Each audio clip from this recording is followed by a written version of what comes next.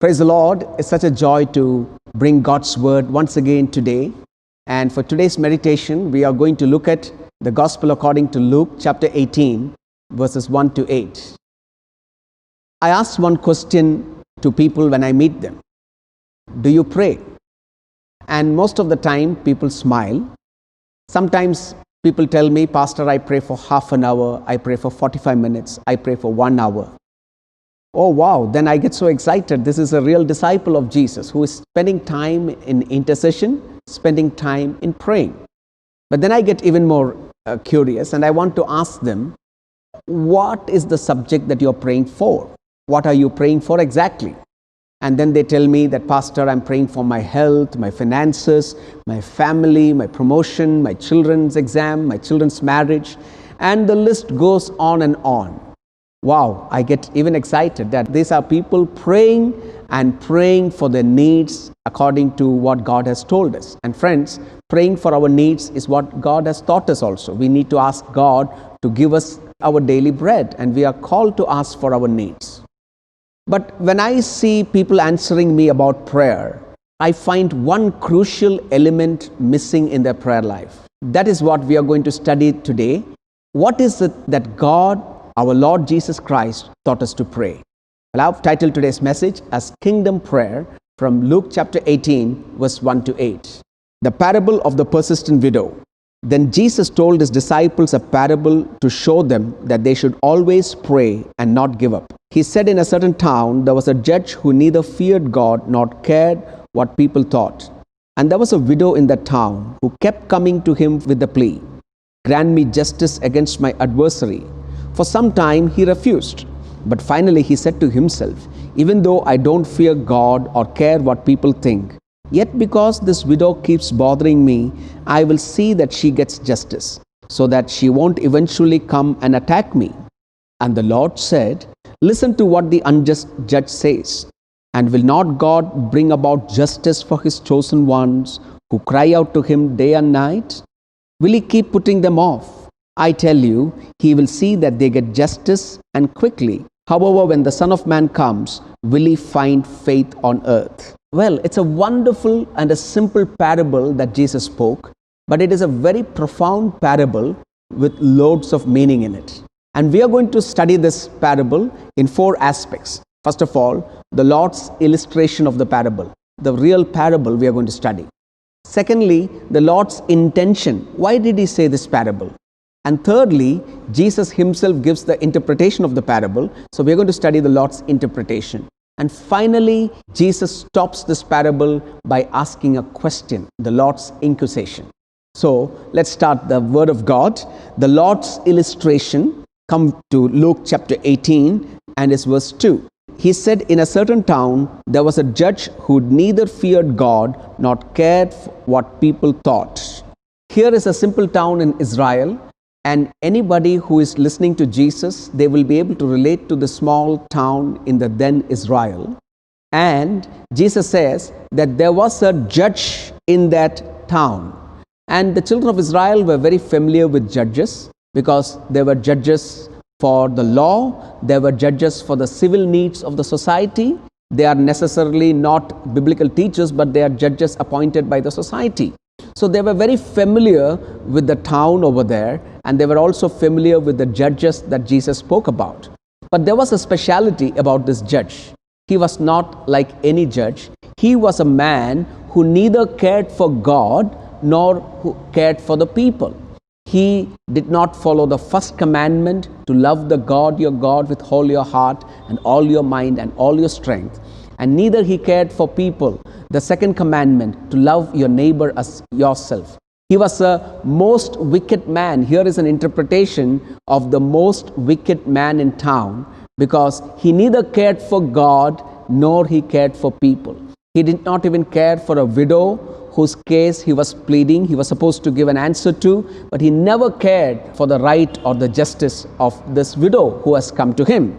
Now, this kind of judge is a judge of a civil court which dealt with cases of people.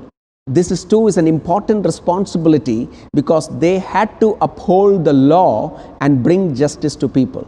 But this man never cared about anybody. And look at what he himself says in Luke chapter 18 and his verse 4. But finally he said to himself, even though I don't fear God or care what people think. This man agrees he is wicked. He is in a place of great responsibility, but he says that I am wicked. I don't care about God. I don't care about people. By the way, the hearers of Jesus, they knew what was exactly the role of a judge. And we can find in the life of Jehoshaphat. Come with me to 2 Chronicles chapter 19 and his verses 4 to 7. Jehoshaphat lived in Jerusalem, and he went out again among the people from Beersheba to the hill country of Ephraim, and turned them back to the Lord, the God of their ancestors. He appointed judges in the land, in each of the fortified cities of Judah. He told them, listen to what a judge has to do. Consider carefully what you do, because you are not judging for mere mortals, but for God, who is with you whenever you give a verdict. Now let the fear of the Lord be on you. Judge carefully, for with the Lord our God there is no injustice or partiality or bribery. Everybody who was appointed to judicial service, every Jew who grew up studying the law would know the statement and the requirement of a judge. But we can find from Israel's history that not all judges were just. There were wicked, selfish, and judges who never gave justice. Come with me to the book of Amos, chapter 5, verse 10 to 12. There are those who hate the one who upholds justice in court and detest the one who tells the truth. You levy a straw tax on the poor and impose a tax on their grain. Therefore, though you have built stone mansions, you will not live in them. Though you have planted lush vineyards, you will not drink their wine. For I know how many are your offenses and how great your sins. There are those who oppress the innocent and take bribes and deprive the poor of justice in the courts. So there was judicial corruption in the times of the Old Testament. And this type of judicial corruption was not only limited to the times of the Old Testament. Even in the time of Jesus, the judges were corrupt. And biblical scholars and historians go on to say that the people gave a different name for judge because of the corruption. They called them robbers or daylight robbers. So in the time of Jesus, Jesus is telling a story, a parable about a judge who is very wicked, neither cared about God, nor about people, nor even about widows. Now Jesus introduces another person into the story, and that is a widow. Come to Luke chapter 18 and his verse 3. And there was a widow in that town who kept coming to him with the plea, grant me justice against my adversary. The woman that we meet in verse 3 is a widow. Like Israel had experience of great judges, we also have proof in the Old Testament that Israel had experience of widows. We can find it all over the Old Testament. And Luke writes in Luke and Acts a lot about widows. And here is a widow who is coming every day probably to the court to find justice. What we must understand is that in Jesus' time, women would never come to court. Courts belong to man. But why is this widow coming every day? Because there is nobody to plead for her case. She has no father, no husband, no son, no brother, no cousin, not even a neighboring friend as a man who could come to court and plead her case. And she is the picture of a helpless, powerless, destitute lady, and Jesus is bringing her into the picture, seeking for justice. The Old Testament writers ask us to show mercy to widow according to the words of God. In Exodus chapter 22, verse 22 to 24, do not take advantage of the widow or the fatherless. If you do and they cry out to me, I will certainly hear their cry. My anger will be aroused and I will kill you with the sword. Your wives will become widows and your children fatherless. So the Old Testament gave out clear indications on how one has to treat a widow. But she comes to a wicked judge, and this man has no regard for God, no regard for the poor, not even for a widow. And she comes every day to plead her cause. See verse 3 again. And there was a widow in that town who kept coming to him with the plea, grant me justice against my adversary. She kept coming And every day she is telling in that court, I want justice. Please grant me justice. I don't have anything to live on. I need justice from this court. Luke chapter 18, verse 4 to 5. For some time he refused.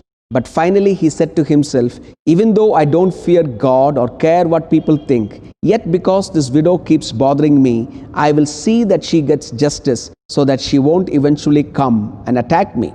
So the widow decides that she is going to go to the court no matter what happens. And the judge gets tired of her and he says, I want to give her justice because otherwise she will come and attack me. The Greek word says, she will come and punch me with a blow on my face, or my eyes will become black because of a blow, and I want to give her justice. So here we can find on one side of the extreme a man who is a wicked judge who does not want to give justice. But on the other side, a woman who is powerless and destitute, coming regularly to seek justice, and the judge becomes tired of her and he decides to grant her justice. This is the parable that Jesus said. Now, I want you to understand the intention, the reason why Jesus said this parable. And that is found way back in verse 1. Luke chapter 18 and it's verse 1. Then Jesus told his disciples a parable to show them that they should always pray and not give up. Jesus is speaking to his disciples now.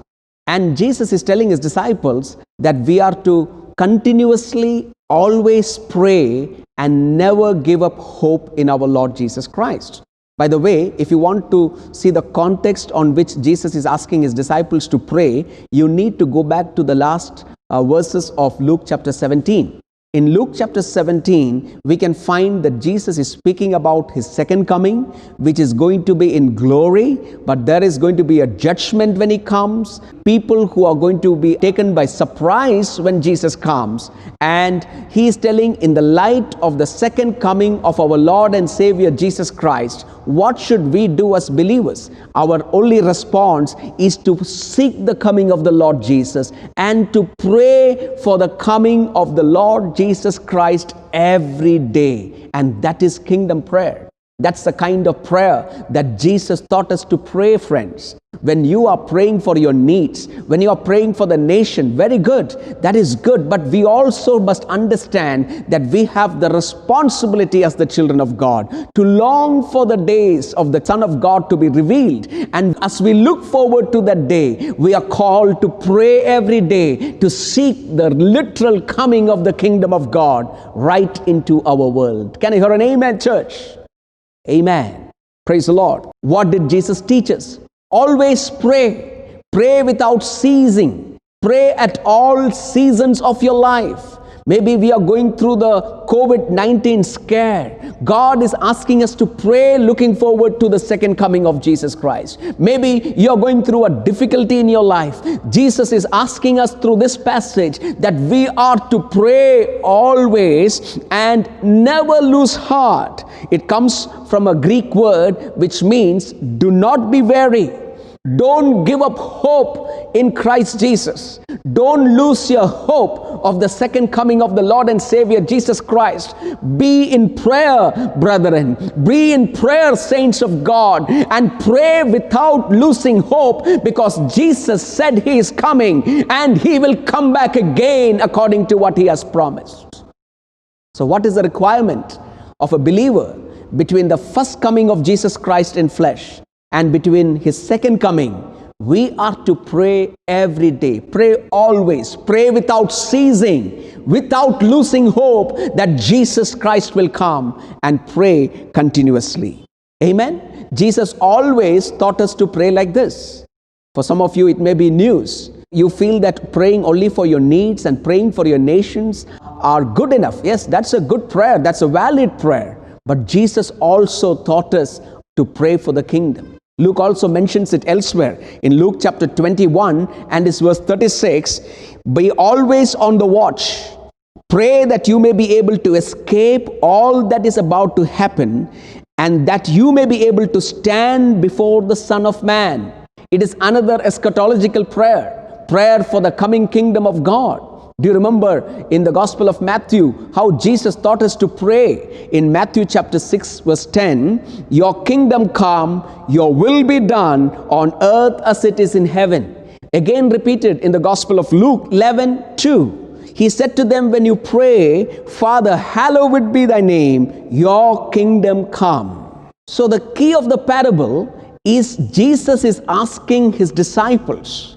And today, you and I are the disciples of the Lord Jesus Christ. We are asked to pray for the soon coming of our Lord and Savior Jesus Christ. We are asked to pray without ceasing. We are asked to pray with the hope that Jesus Christ is coming back again. Amen? So what does the coming of the Lord Jesus Christ mean to us as believers of God? Well, I want to give you some aspects what it means to us. First of all, Jesus' second coming brings us encouragement and comfort.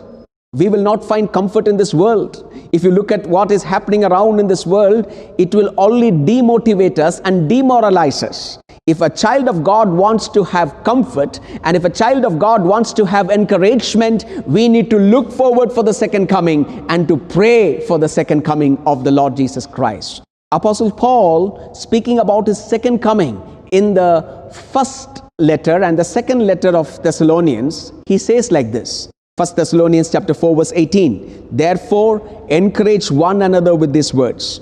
1 Thessalonians 5:11. Therefore, encourage one another and build each other up, just as in fact you are doing.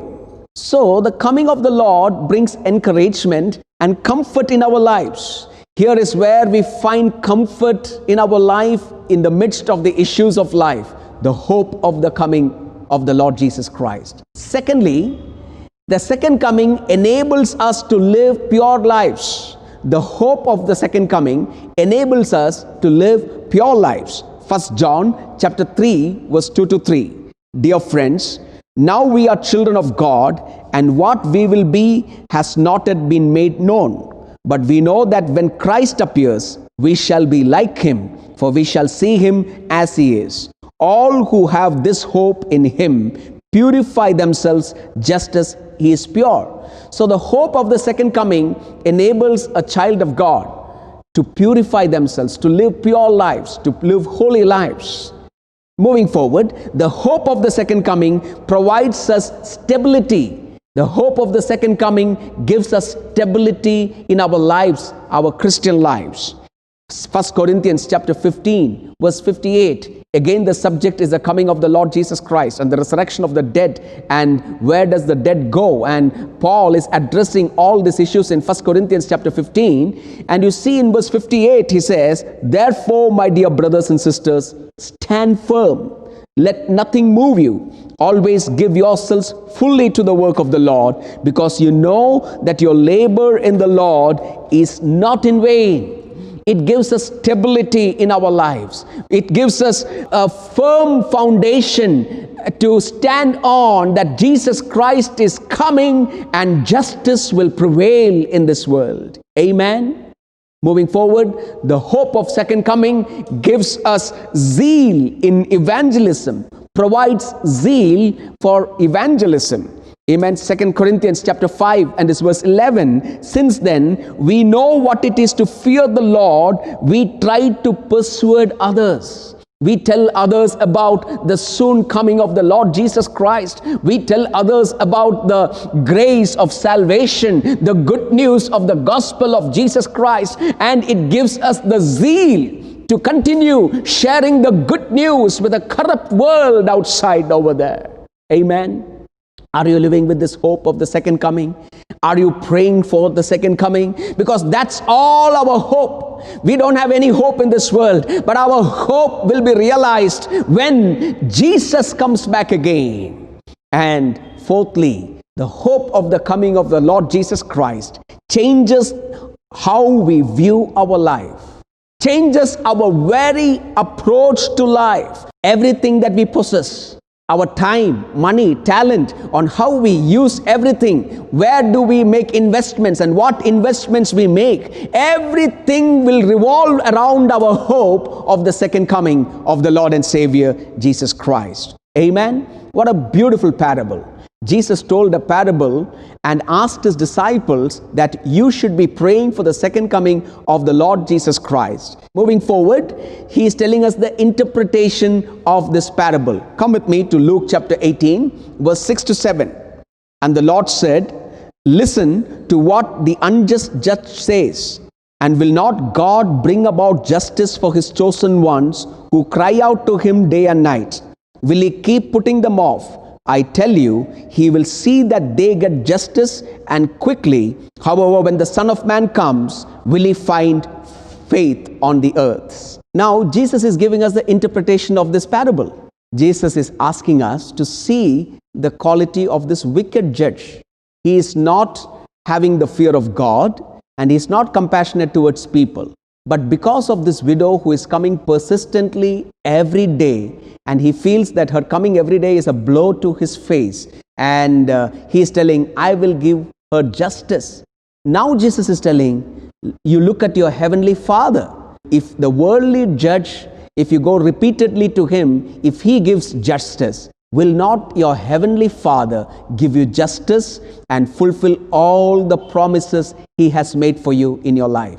Amen? Friends, God is not like this worldly judge who is looking for money, who does not care about the poor, or who does not care about God. God is gracious. God is merciful. God is prayer answering, and he is compassionate. He will definitely give us justice in our life.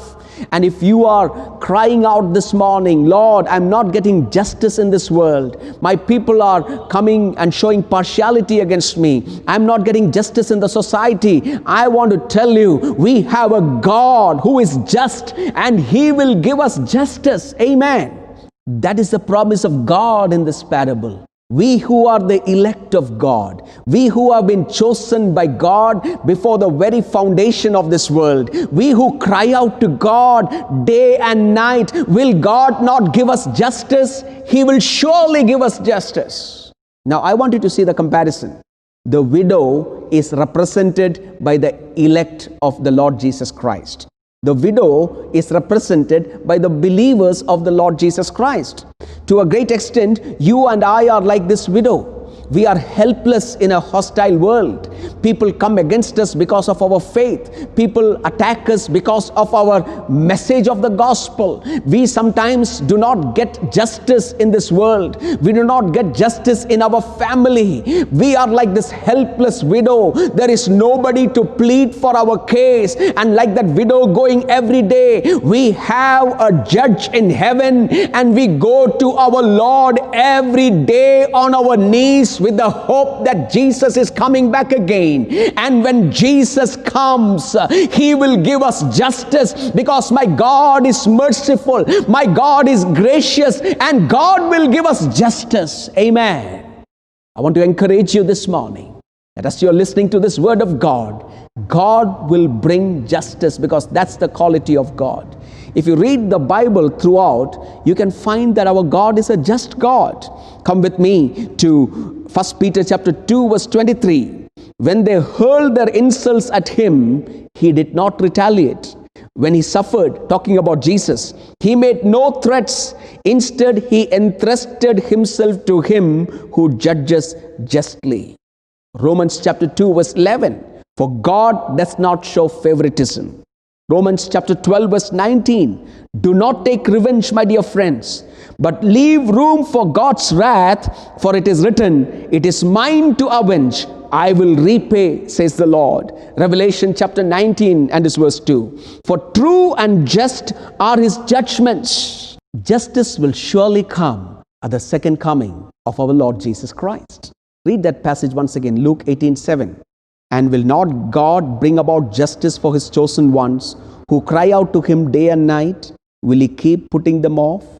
When we cry out to Jesus day and night, longing for the second coming of the Lord Jesus Christ, we will surely get justice. Do you remember in the previous chapter, Jesus said the same thing to his disciples.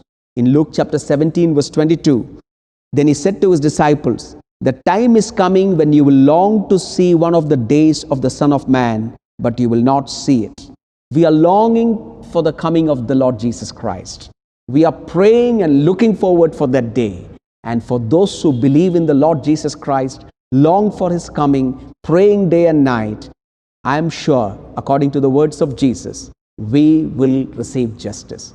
You will receive justice for all your toil and all your sufferings that you go through when Jesus comes. Amen? So what's the message of the gospel?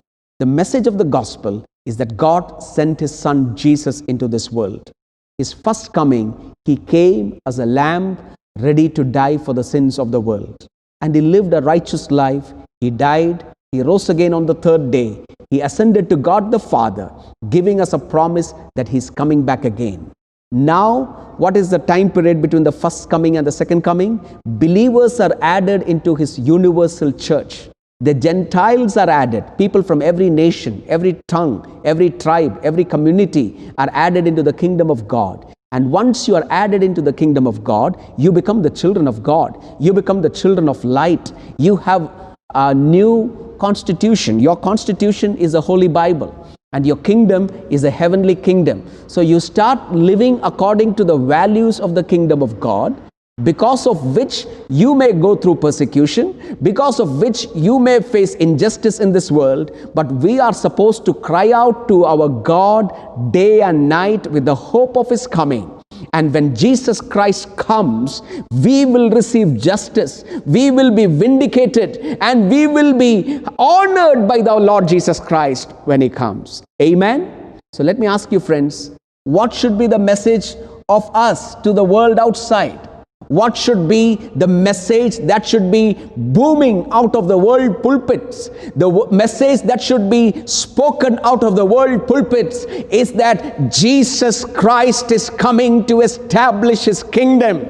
And when he establishes his kingdom, the earth will regain its lost glory. We will be transformed in a glorified body, and forever we will live at peace with our Lord Jesus Christ.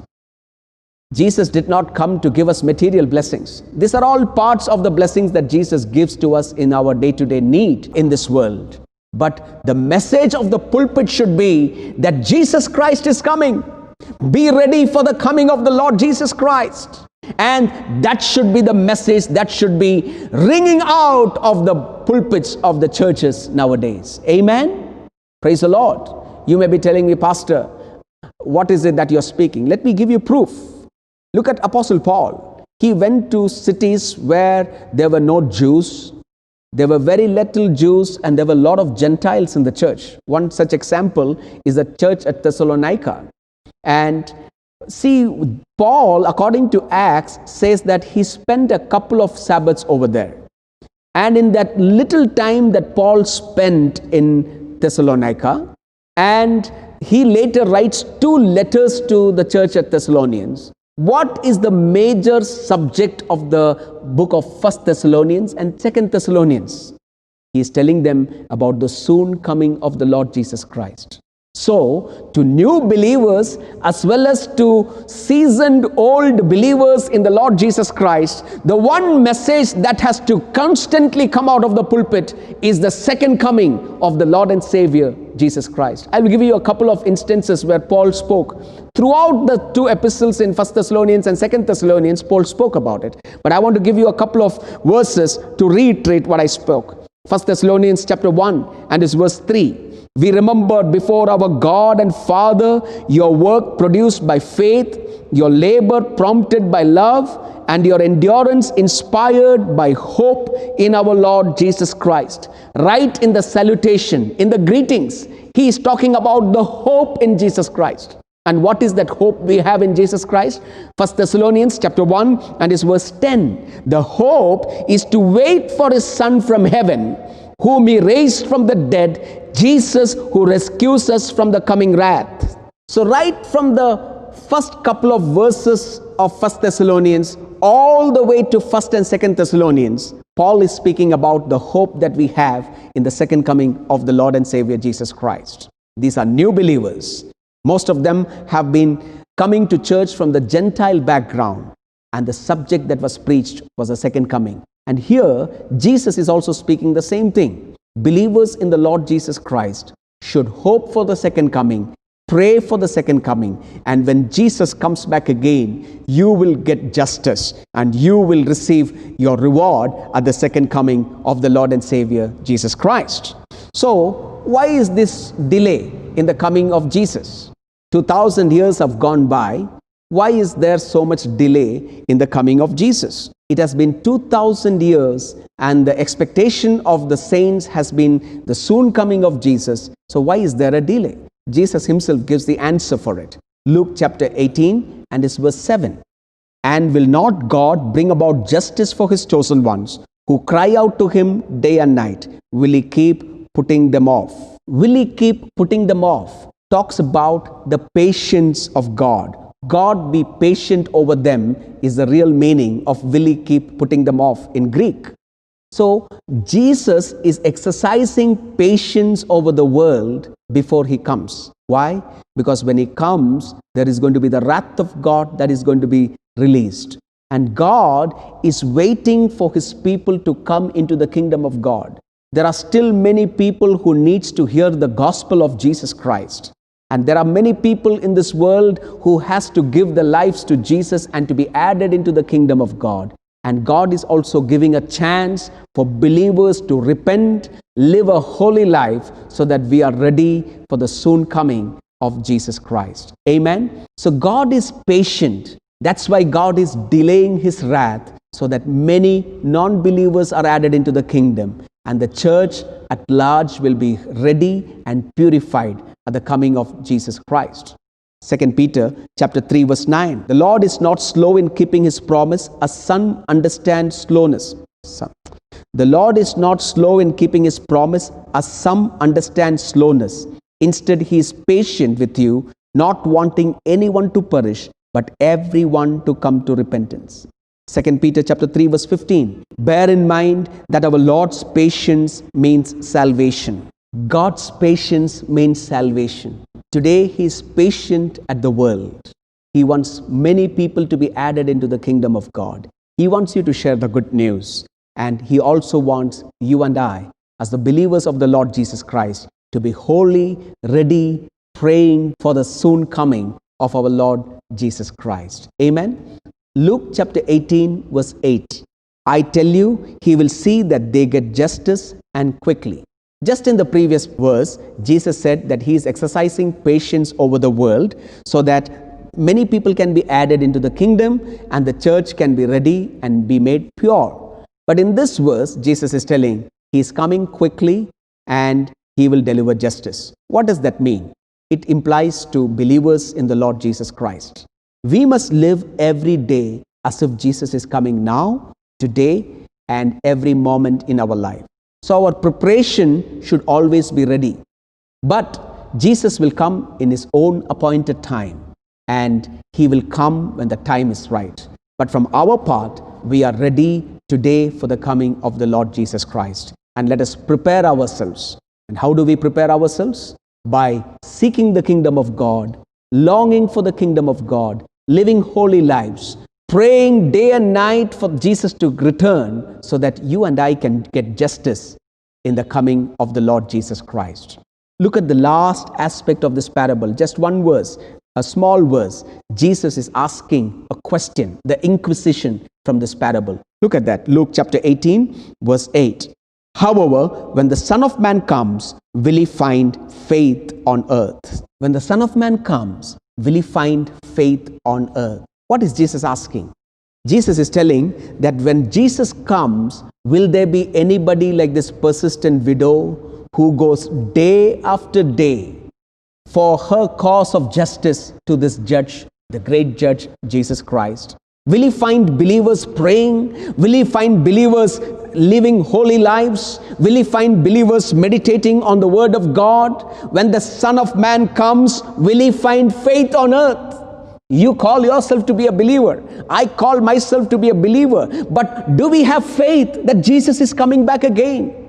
Do we have that prayer life like that of a persistent widow? Even though she's not getting justice, she's going every day to the court to get justice. And will God find you and I seeking the face of God in the midst of this difficult world? so that when the Son of Man comes, we will find his people praying, seeking, and pleading for the kingdom of God. Genuine Christianity never loses grip on the coming of the Lord Jesus Christ. I repeat that again. Genuine Christianity.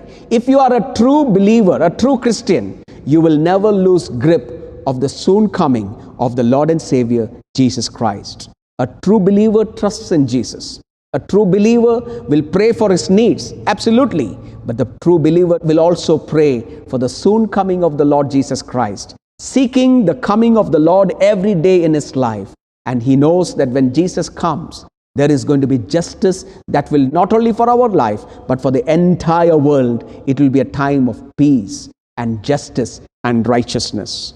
Amen. Friends, what an amazing word of God we heard this morning time. Can you just surrender yourself before this word? Are you like this persistent widow going and seeking the presence of God every day in the midst of the difficulties that you're going through? My God is better than a wicked judge. He is merciful, he is righteous, he is just, and he will bring about justice in your life. It can come now or later. Now or later. I repeat it again. You may get your justice now, or you will definitely get justice at the coming of the Lord Jesus Christ. Well, I want to give you some life application points from this message, some takeaway points, and I want to close with a word of prayer for all of us. Write down if you want. It can be a wonderful enrichment of this study. First of all, God will respond quickly to requests.